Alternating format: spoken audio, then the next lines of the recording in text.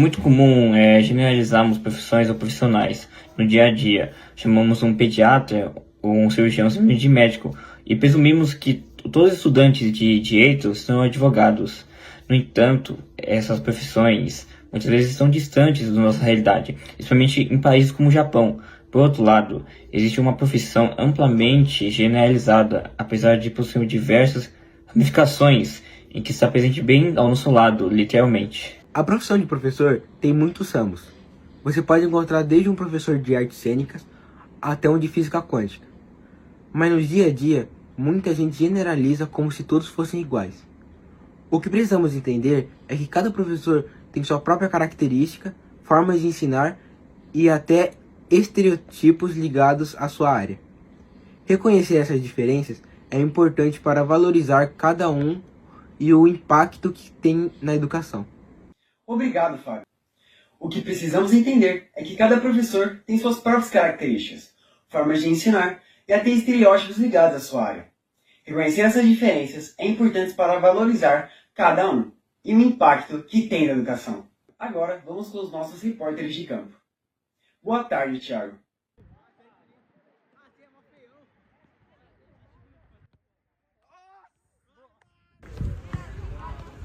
Bom dia, João. Hoje o clima está ameno. Então aqui, professor, eu gostaria de começar a entrevista com o senhor. Primeiro, você poderia contar um pouco do seu background, da sua história, de como você se tornou um professor de educação física? Bom, vamos lá. Desde pequeno eu sempre gostei muito de praticar esportes, né? E a educação física foi o caminho mais fácil que eu encontrei para se aproximar mais ainda do futebol, do vôlei e das outras modalidades. Então eu encontrei a educação física lá no meados de 2014, fiz um curso de licenciatura por 3 anos na Faculdade Estácio de Sá, no Rio de Janeiro, e em seguida complementei a faculdade com bacharelado de 1 ano e meio. Depois eu fiz uma pós-graduação em psicopedagogia e agora eu estou recém-formado numa outra pós em fisiologia do exercício, que me habilita hoje a trabalhar como preparador físico. E esse é o que me motiva, sabe? É poder estar preparando o físico e melhorando a saúde das pessoas. É isso. Isso é muito, muito legal. Agora eu gostaria de saber um pouco dos desafios que você enfrenta na sua carreira. Eu acho que o maior desafio é a relação do sedentarismo e da desmotivação das pessoas, sabe?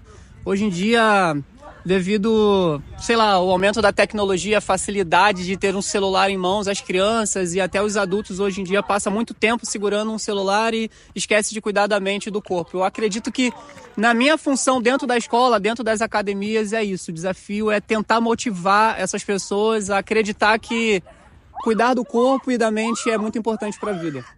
Muito legal, obrigado. Aí, uma outra pergunta seria um momento marcante da sua carreira. Algo que te marcou? Sem dúvida é quando eu viajei pela primeira vez aqui para o Japão. Assim, nunca na minha vida eu iria imaginar que eu sairia do Rio de Janeiro para vir trabalhar aqui no Japão. Esse, para mim, foi um dos momentos mais marcantes da minha vida. Fora também poder estar ajudando as outras pessoas a se recuperar de uma lesão no joelho, tornozelo. Então é o que mais me agrada assim na minha profissão e o que mais marcou foi essa vinda para cá. Agora, uma questão meio controversa. Eu gostaria de saber algum dos estereotipos que um professor de educação física tem, o que todo mundo acha que você é, mas não é na verdade. E eu gostaria de que você comentasse um pouco sobre isso. Primeiro de tudo, eu acho que a pior parte é quando fala assim, você fez educação física, então você não estudou. Tipo, é fácil, né? Só quem fez sabe que não é assim. E também a visão que as pessoas têm, né? Do profissional da educação física tem que ser rápido, forte, bom em todos os esportes. Então, eu acho que é basicamente por aí. Muito obrigado. E entre esses estereótipos que o senhor comentou, você tem algum estereótipo? Então, eu vou mais assim, vamos dizer assim, pelo mais correto, de acordo com o que eu imagino sobre a educação física. Eu cuido do meu corpo, sabe? E acredito que a relação do físico, quando se fala em fisiculturismo, né, aquele cara muito forte, com volume muscular, não é sinônimo de saúde.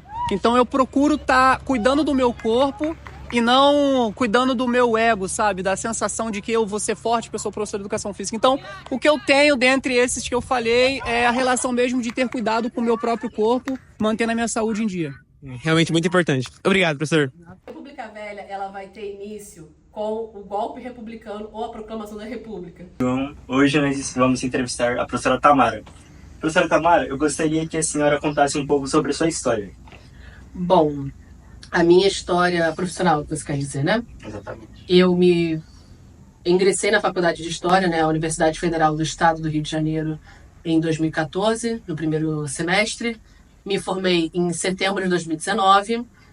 2020 teve pandemia, então em 2021 eu comecei a fazer minha primeira pós-graduação, que foi em Direitos Humanos. E em 2022 eu comecei a concluir a pós-graduação em Prática e Docência do Ensino da História. Muito obrigado. Eu gostaria de perguntar sobre aspectos difíceis da sua profissão. Eu coloco, assim, em primeiro lugar, a disciplina dos alunos. E aí a disciplina dos alunos pode ter vários motivos, que aí daria uma outra entrevista. Mas a disciplina dos alunos, então, o tempo que você perde, tempo que corrigir os comportamentos inadequados. Então, o aluno está dormindo, ele tem que falar, acorda, fulano. Ou então o aluno está conversando demais, cala a boca, fulano, faz dever. E todas essas interrupções tiram bastante tempo bastante tempo que você podia estar dedicando a passar uma atividade, a passar mais conteúdo, perde esse tempo. Uma outra coisa também que é difícil também é a falta de interesse por certos assuntos. Então, tem assuntos que vocês, alunos, quando, sei lá, por que eu tenho que saber sobre Revolução Francesa? Que assuntos que vocês, às vezes, não reconhecem que tem um impacto hoje em dia, fica um pouco mais complicado, esses assuntos mais antigos. O mais recente não, que vocês acabam se interessando, mas esses assuntos mais antigos esses dois aspectos, tanto o interesse por certos assuntos, né, a falta dele, e também a indisciplina dos alunos, são os que mais me atrapalham. Sim, verdade. Eu queria perguntar sobre uma história gratificante na sua carreira profissional. Bom, tem várias histórias, vou tentar selecionar algumas. Uma história gratificante, em 2021 até 2023, né, que foi o ano que eu cheguei aqui no Japão, eu lecionava num pré-vestibular comunitário, então era um projeto social, eu não recebia salário por isso, eu ia lá porque eu queria, literalmente, e dava aula para pessoas de comunidade carente, uma favela chamada Cidade de Deus, que virou filme, bem conhecida. Então, tinham vários alunos que estavam lá, que eles trabalhavam, já eram adultos, assim, vários eram mais velhos do que eu, e ainda assim eles queriam ingressar na faculdade, de preferência uma faculdade pública. Então, eu tive uma aluna que era mãe de 3 filhos e quis ser professora, passou para pedagogia, não foi para história, né? Não era o interesse dela. Eu tive uma outra aluna que essa dá dó de falar, porque ela já é falecida, né? Ela tinha 20 anos quando faleceu, e que ela era babá, assim, o pai, né, foi... Enfim, aquela história de comprar cigarro não voltou. Ela passou para economia na Universidade Federal, só que como era longe, ela tentou para outra faculdade no mesmo ano e conseguiu também, só que por questão de saúde ela acabou falecendo.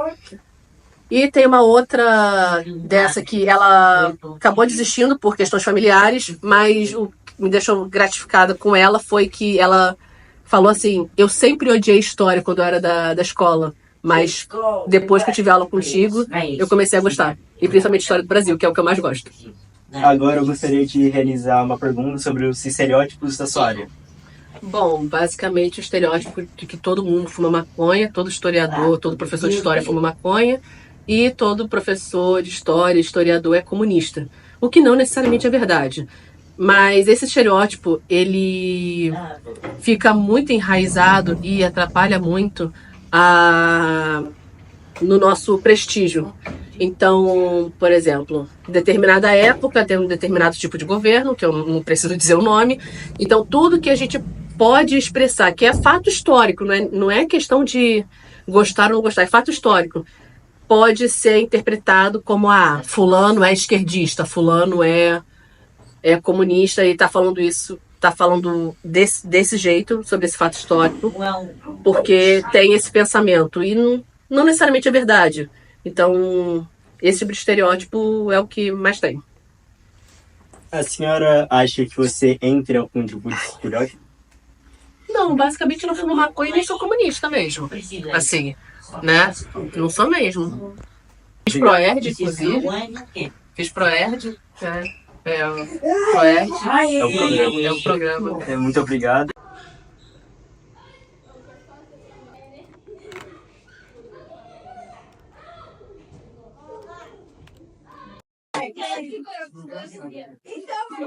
Olá, João. Estamos aqui com o nosso entrevistado da área, né? Da área de exatas, ele é o professor de exatas, o professor Lima, aqui do Mundo de Alegria.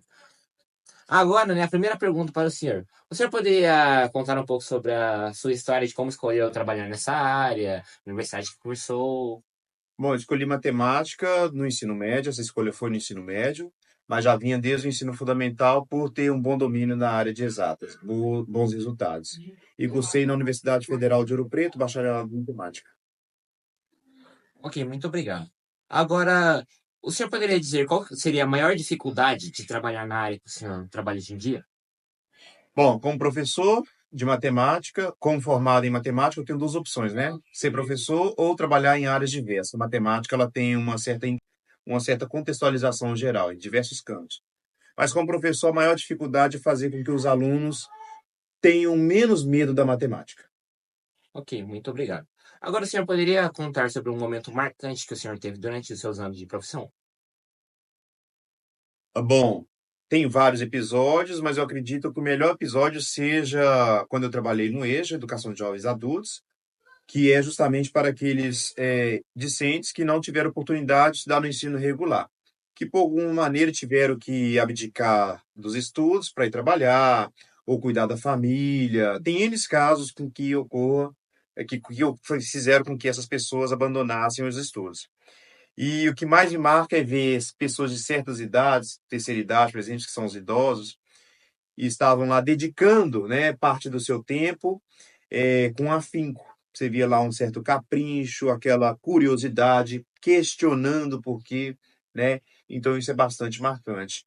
E o que diversas vezes a gente não encontra no ensino regular. Alunos com tempo para aquilo e às vezes não dedicam de forma que deveria ser. O senhor acredita que haja algum estereótipo, assim, alguma coisa que quando as pessoas pensam em um professor de exatas, existe alguma coisa que passa pela cabeça delas? Estereótipo de ser carrasco, né? De ser carrasco, de querer reprovar todo mundo. Às vezes de que não sabe, às vezes ensinar, tem muito disso. Ah, não entendo o que o professor está falando.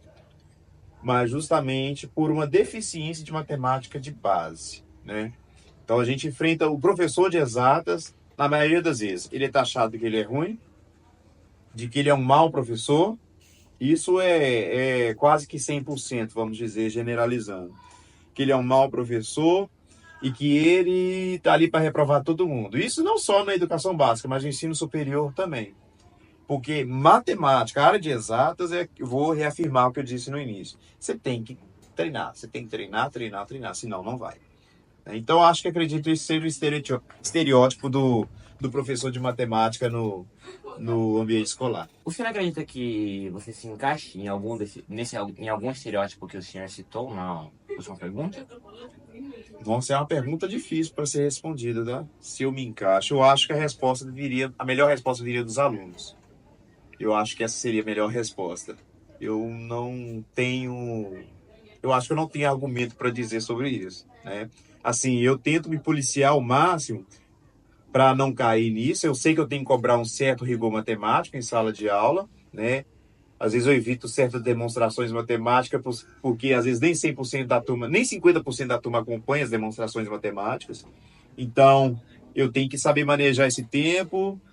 Mas, assim, eu tento falar a linguagem do aluno, ser um pouco brincalhão, ser um pouco zoador, cair na pilha dos alunos, né? Para a gente ter uma aula mais tranquila, que é uma aula mais dinâmica, bem dizendo, tá? Mas, assim, a melhor resposta eu acho que viria dos alunos sobre isso. Ok, senhor. Muito obrigado pela entrevista. Senhor? Agora vão 3 perguntas bem polêmicas. E a primeira é: você iria um dentista com os dentes amarelados? A senhora se consultaria com um nutricionista obeso? O senhor se consultaria com um dermatologista que tem acne?